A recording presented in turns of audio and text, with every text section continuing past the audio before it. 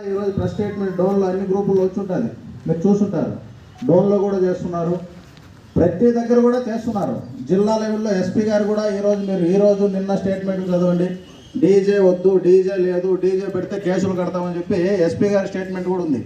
ఇది పైనుండి కూడా గవర్నమెంట్ నుండి కూడా ఇన్స్ట్రక్షన్స్ ఉన్నాయి, డీజేలు వాడొద్దండి ఈ యొక్క కార్యక్రమానికని. ఎక్కడికి పోయిందంటే వినాయక నిమజ్జనం అనే ఒక ఈ యొక్క ఎక్కడో ఏదో మన పబ్బుల్లో గంటే టట్టు ఉంది ఇక్కడ పరిస్థితి. లాస్ట్ ఇయర్ మేము చూసినాం, ప్రత్యక్షంగా చూసి అదే పనిగా మీకు తెలియదు. మళ్ళీ ఇక్కడికి అందరూ అయిపోయినాక ఈ ఓట్ ఆఫ్ థ్యాంక్స్ చెప్పడానికి సెంట్రల్ కమిటీ వాళ్ళు వచ్చినారు.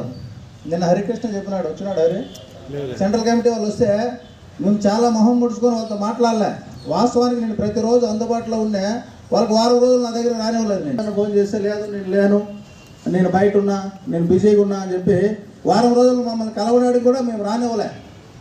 వద్దండి, ఇంత దరిద్రంగా మీరు ఇట్లా ఆర్గనైజ్ చేసి అంత డీజే స్థాయిలో జరుగుతుందని చెప్పి స్టేట్ లెవెల్లో స్టేట్ కమిటీలో కూడా డిస్కషన్ జరిగింది.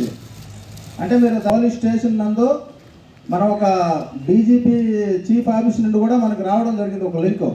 దాంట్లో అప్లై చేసుకున్నారు. మ్యాక్సిమం ఎక్కడైతే పోలీస్ స్టేషన్లో రిజిస్టర్ అయిందో ఆ విగ్రహానికి సంబంధించిన వివరాలు మీ సెంట్రల్ కమిటీ దగ్గర కూడా ఖచ్చితంగా రిజిస్టర్ కావాలి.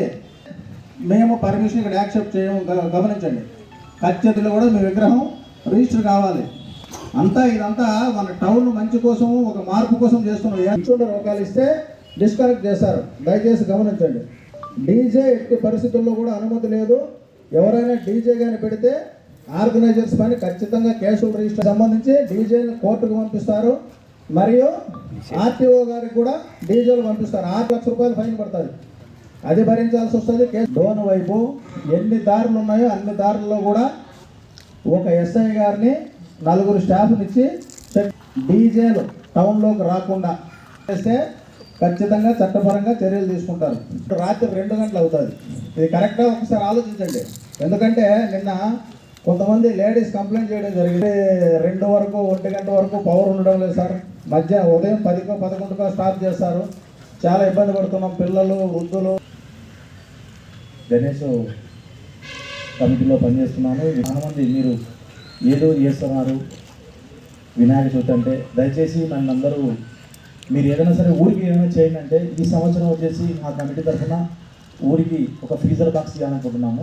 దాని విలువ వచ్చేసి 80,000, 80,000 రూపాయలు. విషయం ఏంటంటే, నేను మా ఏరియాలో వినాయకుని 18 సంవత్సరాలుగా ప్రతిష్ఠిస్తున్నాను సార్. ఎట్లా అంటే నైట్ 12, 12:30, 1 గంట వరకు కరెంట్ రావడం